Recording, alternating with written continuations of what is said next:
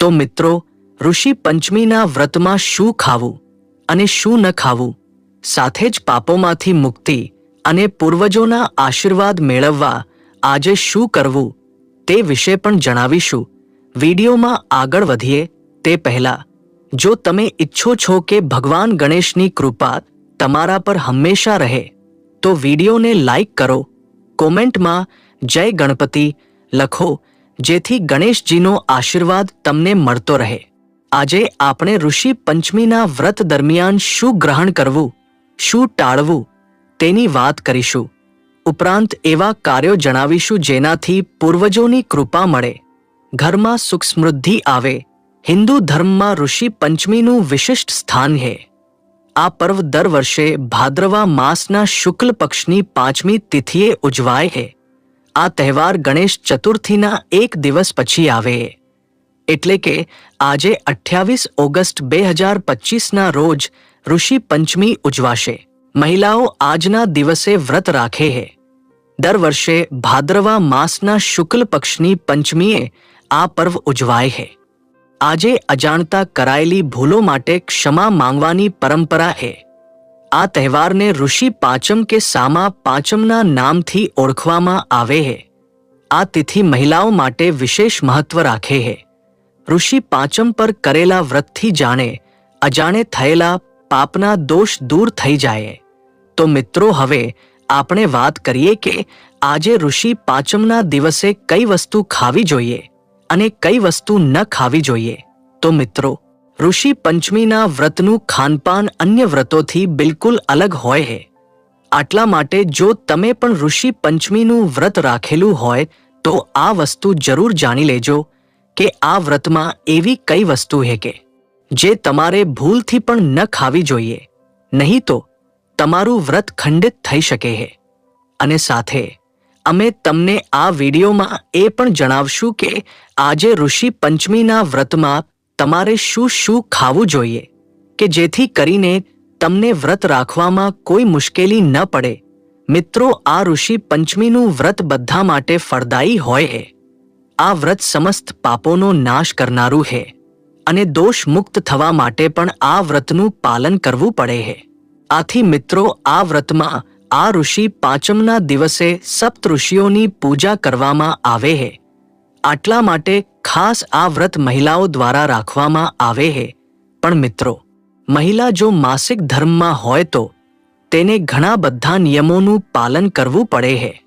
જો એ સમયમાં કોઈ ભૂલ થઈ જાય છે તો મહિલાઓને દોષ મુક્ત થવા માટે આ વ્રતનું પાલન બહુ કરવું પડે છે. તો મિત્રો, આ મહત્વની માહિતીને જાણવાનું ચૂકશો નહીં. જો તમે આ એક વિડીયો પૂરો જોઈ લીધો તો તમારે અન્ય કોઈ પણ વિડીયો જોવાની જરૂર નહીં પડે. તેથી વિડીયોને સ્કીપ કર્યા વિના અંત સુધી જરૂરથી જોતા રહેજો. તો ઋષિ પંચમીના વ્રત દરમિયાન ખાદ્ય પદાર્થોની પસંદગીમાં ખૂબ જ કાળજી રાખવી જરૂરી છે, કારણ કે આ વ્રતના નિયમો ખૂબ જ કડક હોય છે અને તેનું પાલન કરવાથી આધ્યાત્મિક શુદ્ધિ મળે છે. આ વ્રતમાં મુખ્યત્વે એવી વસ્તુઓનું સેવન કરવામાં આવે છે જે પ્રકૃતિમાં સ્વાભાવિક રીતે ઉગે છે અને જેની ખેતી માટે હળ કે અન્ય ખેતીના સાધનોનો ઉપયોગ ન થયો હોય. આ ઉપરાંત આ વ્રતમાં એવી વસ્તુઓ પર ધ્યાન આપવું જોઈએ જે શુદ્ધ, સાત્વિક અને પવિત્ર હોય, જેથી વ્રતનું મહત્વ જળવાઈ રહે. તો મિત્રો, આવો હવે આપણે જાણીએ કે ઋષિ પંચમીના વ્રતમાં આપણે શું ખાવું જોઈએ અને ત્યારબાદ જાણીએ શું ન ખાવું જોઈએ.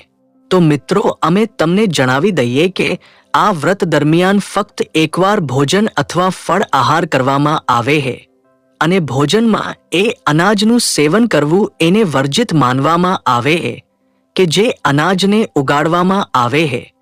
એટલે કે મિત્રો, આ દિવસે ઉગેલી સામગ્રી એટલે કે અનાજ અથવા એવા ફળ ન ખાવા જોઈએ. તેમજ આ વ્રતમાં ગાયનું દૂધ અથવા દહીંનું સેવન કરવામાં આવતું નથી.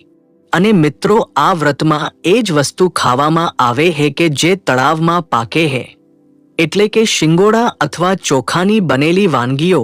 તેમજ મિત્રો, ઋષિ પંચમીમાં માત્ર ભેંસના દૂધ અને ઘીમાં બનેલી વાનગી ખવાય છે.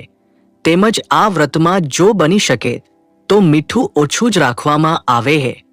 આમાં મીઠાનું સેવન કરવામાં આવતું નથી, અને જો તમે મીઠું વાપરો છો તો આ ઋષિ પાંચમના વ્રતમાં તમારે સેંધવ મીઠાનો જ ઉપયોગ કરવો જોઈએ.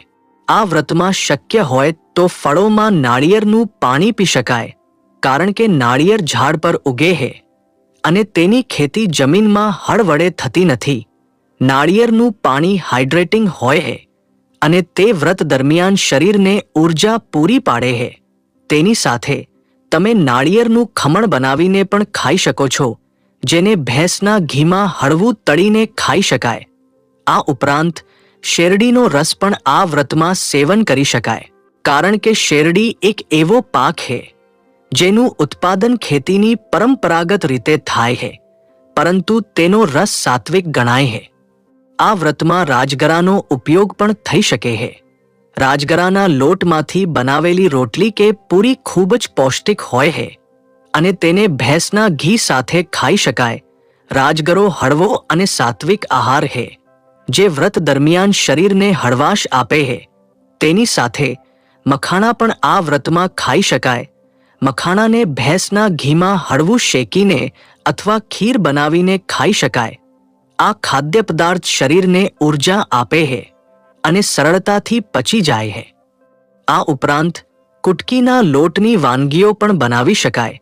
કુટકી એક પ્રકારનું અનાજ છે જે વ્રતમાં ખાઈ શકાય અને તેનો ઉપયોગ ખીચડી કે રોટલી બનાવવા માટે થઈ શકે.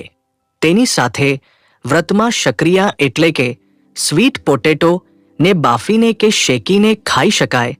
શકરિયા પૌષ્ટિક હોય છે અને શરીરને લાંબા સમય સુધી ઊર્જા પૂરી પાડે છે. આ વ્રતમાં ડ્રાયફ્રૂટ્સ જેવા કે બદામ, કાજુ, પિસ્તા અને અખરોટ પણ ખાઈ શકાય. આ ડ્રાયફ્રૂટ્સ શરીરને પોષણ આપે છે અને વ્રત દરમિયાન ભૂખને નિયંત્રિત કરે છે. આ ઉપરાંત તમે તાજા ફળોમાંથી દાડમ, નારંગી કે અંજીર પણ ખાઈ શકો છો, કારણ કે આ ફળો ઝાડ પર ઉગે છે અને વ્રતના નિયમોનું પાલન કરે છે. તેમજ ઘણા લોકો સાબુદાણાની ખીચડી બનાવીને પણ ખાઈ લે છે. તેમજ એની સાથે તમે સાદા પરાઠા બનાવીને પણ ખાઈ શકો છો. તેની સાથે આજે તમે ડ્રાયફ્રૂટ પણ ખાઈ શકો છો. તેની સાથે આ વ્રતમાં ફળોનું પણ સેવન કરવામાં આવે છે. પણ મિત્રો, ફળોમાં ધ્યાન રાખવાનું છે કે તમારે એ જ ફળ ખાવાનું છે કે જે ખેતરમાં ઉગેલું ન હોય. આ વ્રતમાં ઘણા લોકો કેળાનું પણ સેવન કરે છે, પણ આમ જોઈએ તો કેળા જમીનમાંથી જ ઉગીને બહાર આવે છે. આથી કેળાનું સેવન ન કરવું જોઈએ. પણ આ વ્રતમાં ભેંસના દૂધની બનેલી વાનગી તમારે ખાવી જોઈએ. તેમજ આ વ્રતમાં તમે દૂધ, દહીં, ખીર, છાશ, પનીર એવી બધી વસ્તુ ખાઈ શકો છો.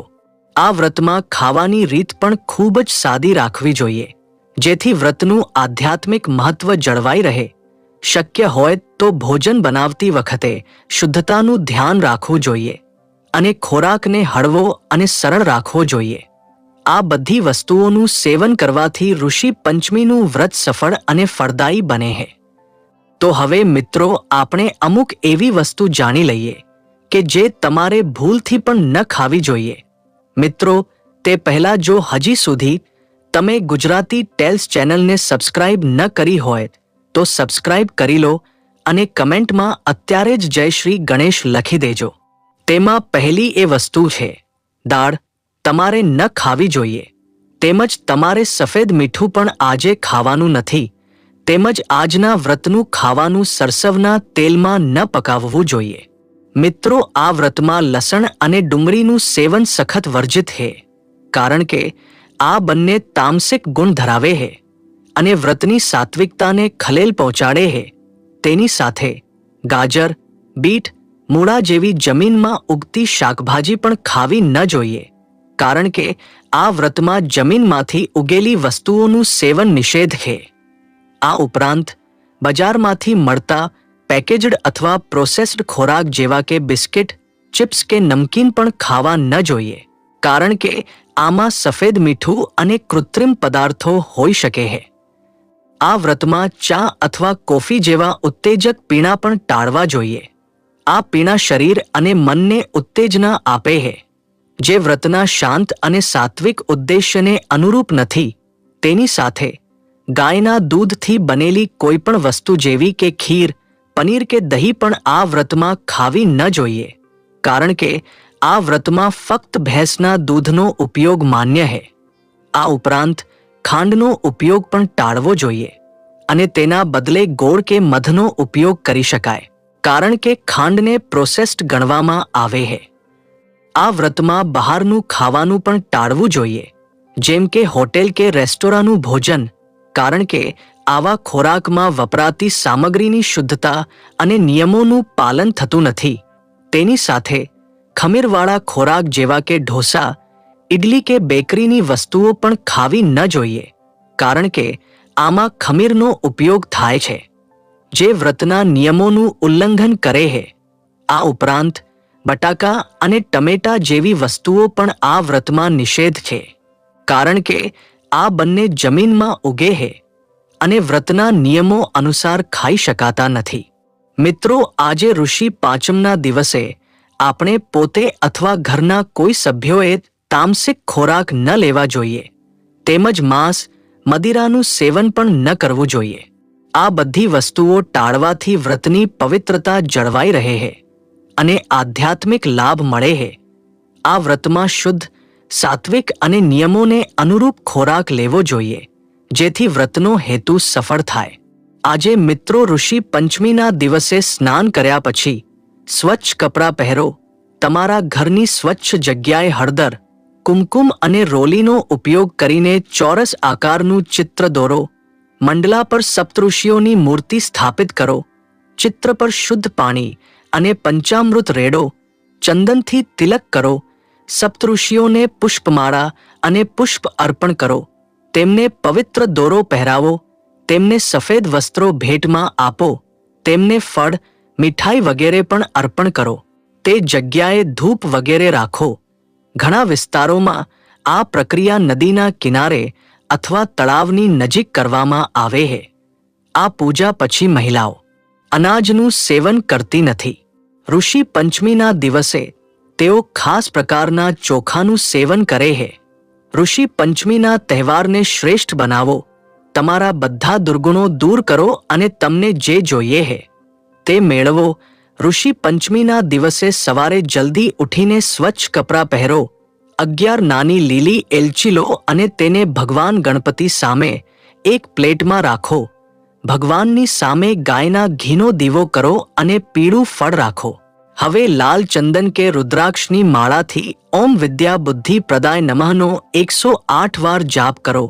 ભગવાન ગણપતિ અને સપ્તઋષિઓની પાસે ભૂલની માફી માંગો અને બુદ્ધિ તથા વિદ્યાના આશીર્વાદ માંગો.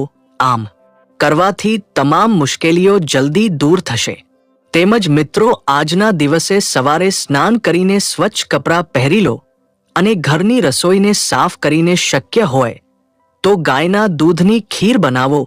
ઘરના દક્ષિણ દિશામાં પિતૃઓનો ફોટો રાખો અને ઘીનો દીવો કરો.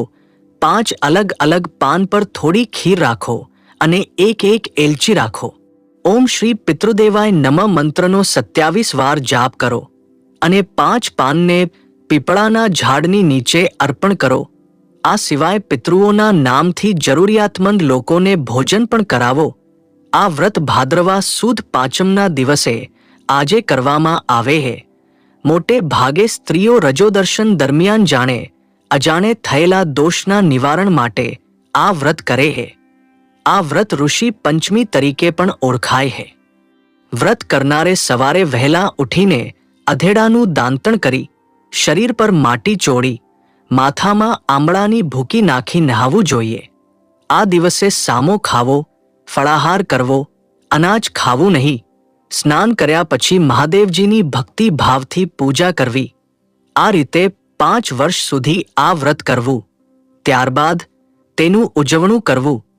એ વખતે અરુંધતી સહિત સપ્તઋષિઓની પૂજા કરવી અને બ્રાહ્મણોને જમાડી યથાશક્તિ દાનદક્ષિણા આપવી. માન્યતા છે કે સ્ત્રીઓને રાજસ્વલાના દિવસોમાં અનેક પ્રકારના દોષ લાગે છે. ઘણી વખત મહિલાઓ આ સમયમાં ઘરના મંદિરમાં જતી રહે છે, તુલસીનો સ્પર્શ કરી દે છે આવા દોષ દૂર કરવા માટે ઋષિ પાંચમ પર સપ્ત ઋષિઓની પૂજા થાય છે અને પાપ માટે માફી માંગવામાં આવે છે, એટલે તેને ઋષિ પાંચમ કહેવામાં આવે છે. મિત્રો, આજે ઋષિ પંચમીના દિવસે બે શુભ યોગ બની રહ્યા છે. સૌથી પહેલા સર્વાર્થ સિદ્ધિ યોગ રચાઈ રહ્યો છે, જે સવારે 6 વાગ્યાથી રાત્રે 9:30 વાગ્યા સુધી છે. જ્યારે બીજો યોગ રવિ યોગ છે, જે 28 ઓગસ્ટે રાત્રે 10 વાગ્યાથી 29 ઓગસ્ટે સવારે 5 વાગ્યા સુધી રહેશે. રવિ યોગમાં તમામ દોષોને દૂર કરવાની ક્ષમતા હોય છે, કારણ કે તેમાં સૂર્યનો પ્રભાવ વધુ માનવામાં આવે છે. ઋષિ પંચમી પર પૂર્વા ફાલ્ગુની અને ઉત્તરા ફાલ્ગુની નક્ષત્ર છે. પૂર્વા ફાલ્ગુની નક્ષત્ર સવારે 6 વાગ્યાથી બપોરે 2 વાગ્યા સુધી છે. તેમજ મિત્રો, ઋષિ પંચમીના દિવસે ગંગા સ્નાનનું વિશેષ મહત્વ માનવામાં આવે છે. એવી માન્યતા છે કે આ દિવસે ગંગા સ્નાન કરવાથી દરેક પ્રકારના પાપોમાંથી મુક્તિ મળે છે અને સપ્ત ઋષિઓના આશીર્વાદ પ્રાપ્ત થાય છે.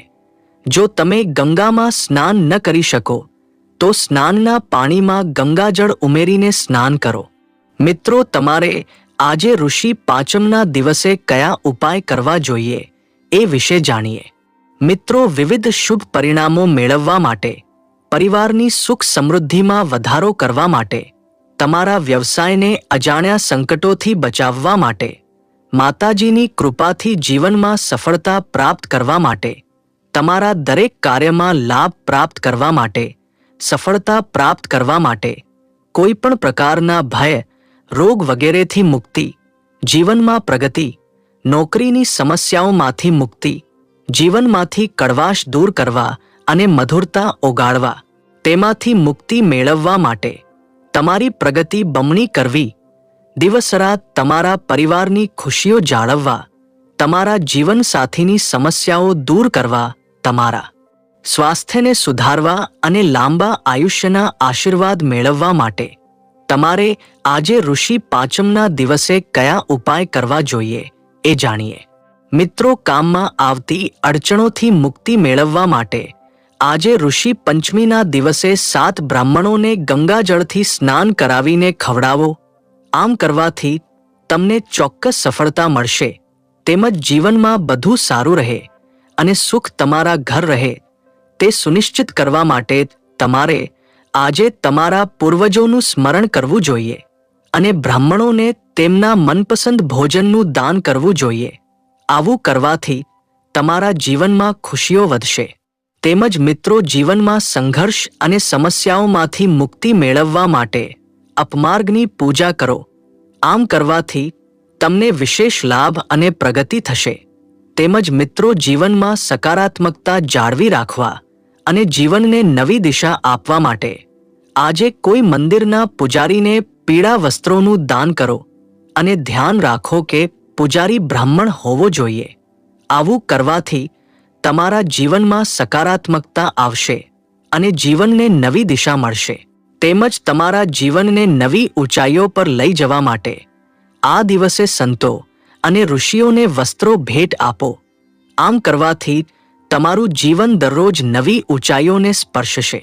તેમજ મિત્રો, તમારી કોઈ ખાસ ઈચ્છા પૂર્ણ કરવા અને તમારી આર્થિક સ્થિતિ સુધારવા માટે આજે જ ઘડાનું દાન કરો. આમ કરવાથી અજાણ્યા સ્ત્રોતોથી ધનનો વરસાદ થશે અને તમારી બધી મનોકામનાઓ પૂર્ણ થશે. તેમજ જો તમારું કામ પતાવતા સમય બગડી જાય છે તો તમારે ઋષિ પંચમીના દિવસે અત્રદાન કરવું જોઈએ. આમ કરવાથી તમારા બધા પેન્ડિંગ કાર્યો ઉકેલાવા લાગશે અને તમને ફાયદો થશે. તેમજ જો તમને કોઈ અજાણી વસ્તુથી ડર લાગતો હોય તો ઋષિ પંચમીના દિવસે ચંદનનું તિલક લગાવો. આમ કરવાથી તમારો ડર દૂર થશે અને તમારો આત્મવિશ્વાસ વધશે. તેમજ બીજાની સામે તમારી વાણીને પ્રભાવશાળી બનાવવા માટે આ દિવસે વહેતા પાણીમાં નાળિયેર તરતું મૂકો. આમ કરવાથી લોકો તમારી વાણીથી પ્રભાવિત થશે, જેનાથી તમને કાર્યક્ષેત્રમાં ફાયદો થશે. વિશેષ લાભ મેળવવા માટે આ દિવસે ઘીમાંથી બનેલી મીઠાઈઓ ચઢાવો અને પછી તેને બધામાં વહેંચો અને પોતે પણ તેનું સેવન કરો. આમ કરવાથી તમને વિશેષ લાભ થશે. તેમજ જો તમે તમારા બાળકની કારકિર્દીને વધુ સારી રીતે સુનિશ્ચિત કરવા માંગો છો તો આ દિવસે તમારા બાળકના કપાળ પર તિલક કરો અને જરૂરિયાતમંદોને પીળા કપડાં પણ ભેટ કરો. આમ કરવાથી બાળકની કારકિર્દી સુનિશ્ચિત થશે. તેમજ મિત્રો, જો તમે તમારા કાર્યની સફળતાને લઈને વધુ ચિંતિત છો, કાર્ય પૂર્ણ ન થાય ત્યાં સુધી તમારી અંદર તણાવ રહે છે, તો આ દિવસે તમારા ગુરુને 7 અનાજ અર્પણ કરો અને તેઓ જે પણ પ્રસાદ આપે છે તે તમારે તમારી સાથે એક બંડલમાં રાખજો. આમ કરવાથી તમારી ડર અને સમસ્યા દૂર થશે અને તમને કામ કરવાનું મન થશે.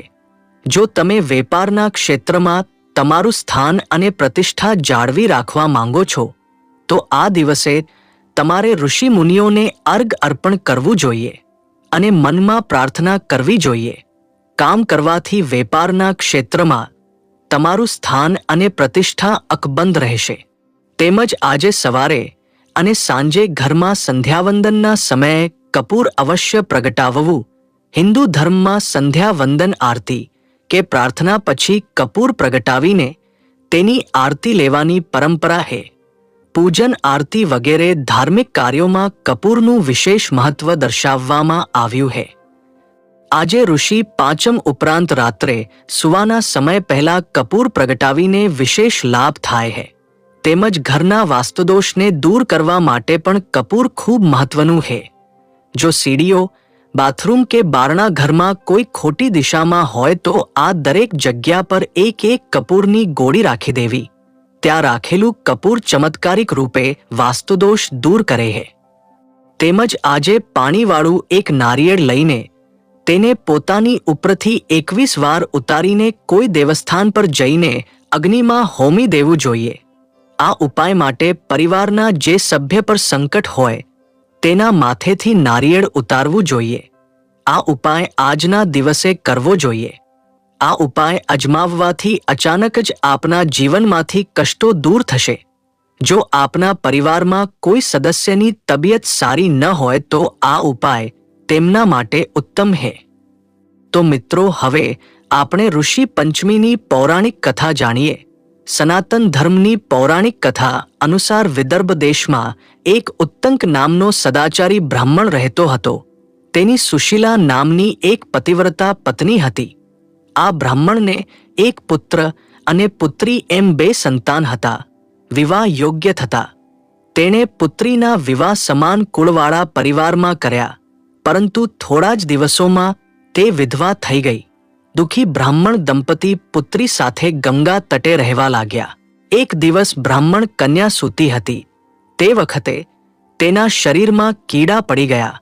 ઉત્તકે સમાધિ લગાવીને જોયું તો તેને ખ્યાલ આવ્યો કે પૂર્વ જન્મમાં પણ તે બ્રાહ્મણી હતી અને તે માસિક ધર્મમાં હોવા છતાં તે વાસણોને અડી ગઈ હતી. આ જન્મમાં પણ તેણે બીજાનું જોઈને ઋષિ પંચમી વ્રત કર્યું ન હતું.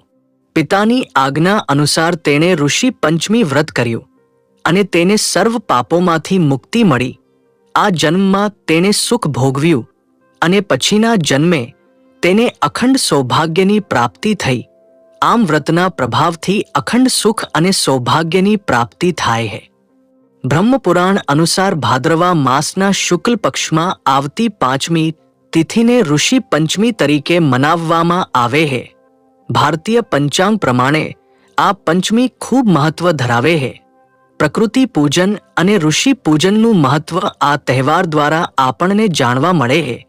માસિક ધર્મમાં આવતી બહેનો ખાસ આ વ્રત કરે છે, જે તે વ્યક્તિનું પાપ કર્મ ઋષિ પાંચમના પર્વે જેટલી વાર નહાય એટલા વધુ પાપ ધોવાય છે તેવી માન્યતા પ્રચલિત હોય.